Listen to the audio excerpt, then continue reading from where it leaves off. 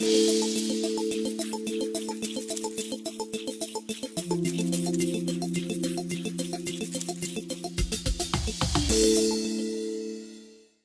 actually a history to this about the relationship between food and our cities and our places. This is a very historic map back in the 17th century of London. I'm sorry about the grainy quality of it. I'm actually slightly cheating because I'm bringing, I will be touching on a little bit of history because it's important to understand about how our places have developed in relation to food. And I would thoroughly recommend Carolyn Still's book, if you haven't already seen it, called Hungry City. It is the Bible of the relationship between our urban areas particularly and how food shaped our lives. But if you can see the dark shaded lines here, these are actually the spaces, they're actually the original supply routes and food markets for London, which are highlighted, for example, those there, and then you have Smithfield Market area highlighted there. And look at the names we talked about earlier. We have Cheapside, you might not be able to see it there, Cheapside in London, Cornhill, all these places or streets are named after the food. And so there is this kind of heritage and history of our towns and cities, our places of engaging with food and food engaging with people, and the way in which food has been supplied. There's Smithfield Market in 1830, an absolute, vibrant, vast, exciting market where animals were brought in to the city. And so as a result, people were engaging with it. Even as late as Victorian times, and of course early in the 20th century, markets and streets were buzzing and animated with food. We have at the top here, in 1825, a street breakfast. I've taken this from another good book, and I'm making no apologies for making references to books, because if you're interested in this is very good. There's The History of British Food by Colin Spencer, which is worth looking at. But there's been this heritage, this history. So, goodness, how did we get to all of that? And this is one of the problems. We've got Walmart and in a car parking lot. We have the Trafford Centre in Manchester. Has anyone been to the Trafford Centre in Manchester? Yes, I've been there the last couple of days because we've been promoting Malaysian food in Selfridges there, and it's hideous, quite frankly. It is absolutely hideous, but people go there. Absolutely loads and loads and loads and loads of people go there.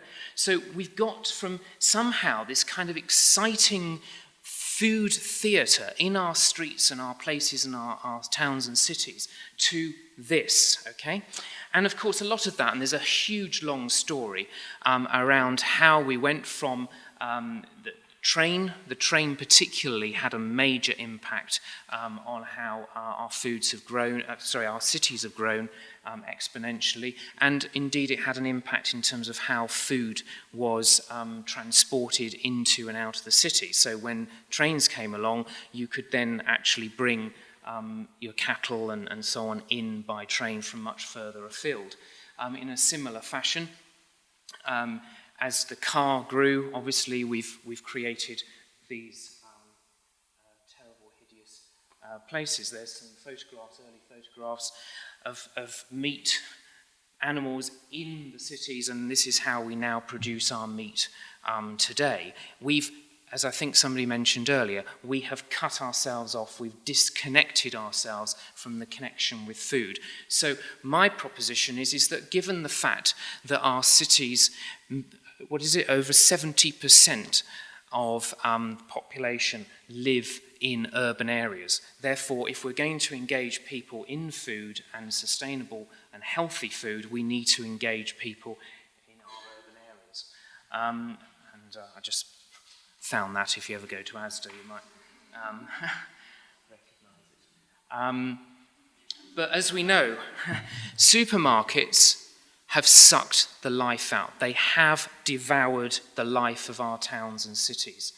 And therefore, we need to bring that theatre back.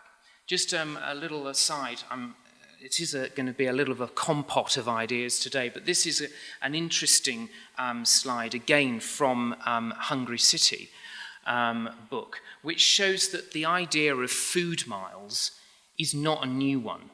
And I think that sometimes we get terribly precious in thinking that somehow this is all a new idea. This goes back to Roman times and shows you how Rome fed itself. All those different locations. So it's not necessarily a new thing.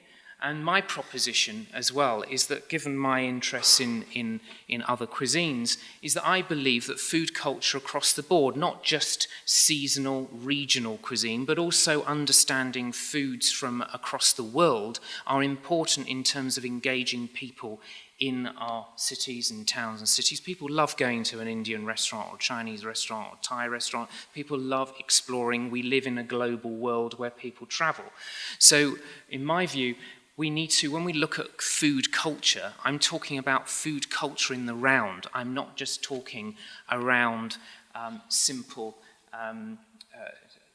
around regional and seasonal cuisine. As you know, cities, particularly in Asia, are expanding, and the ubiquitous Tesco, which sadly is also in Malaysia now, exists. And the interesting thing about places like supermarkets in terms of relation to identity, as I was coming down on the train, I went past Ludlow, and of course they've got this fancy new Tesco. Now, that was after what I would imagine a pretty hard-won battle to get Tesco to at least design it in a way that was intrinsic to the identity of Ludlow. But more often than not, these organisations, Tesco and others, have their set ways of doing things, of set ways of where they fit into a city, and they don't necessarily take account of the local identity. So it's something that we need to address. There's Trafford Centre, the outside, a hideous kind of palatial experience with Egyptian styling inside. And this is the worst. I mean, this is their food court. It is deliberately designed like a cruise liner. Okay? And with due respect to anyone who does go cruise lining, the clientele, shall we say, probably do go cruise lining. But the fact of the matter is, people, as I say, people are going there. And again, sorry, can you see that there's a kind of a pool there, and we have like the funnel, and it's literally like a cruise liner. And it's quite dark, as you see, it's quite artificially lit, and it has all these kind of themed restaurants and so on. And it really is not really what I view to be a place of authenticity, okay? But, as I say, people go there. So I throw out to us, as those of you who are involved in festivals and so on, again, the challenge is, how are we engaging with the masses? How are we engaging with people who do visit these kinds of places? How are we making food relevant? How are we making our places relevant and accessible so that people do engage with food? And as I say, we've been down there promoting Malaysian food this week, simply because that's where people are. Okay, that's how we're going to get food known, and then it can apply to Malaysian cuisine, it can apply to regional cuisine. How are we engaging with people? Here we are in Singapore. Singapore, I'm jumping around a bit, but Singapore is an interesting case in point, where if you've been to Singapore, terribly kind of clinical in many ways in terms of how they've created this very, very organised and stylised kind of city. And what they did, they scooped up all that wonderful kind of hawker stalls you saw Abdul earlier into these kind of nice, neat, clean kind of hawker centres that people go to. And they're still creating the atmosphere and the buzz, but even in Singapore, they're increasingly realising that they need to bring back the food onto the streets itself, because it devoids our places, our urban areas, of that animation, of that food theatre that I've talked about, that engages. And the other important thing about food theatre and how we engage people on our streets is, because I mentioned street food, because it is affordable. generally speaking. And if people are going to have access to good food, and food that they can engage with and actually supports a positive food culture and exciting places to live, then it needs to be affordable.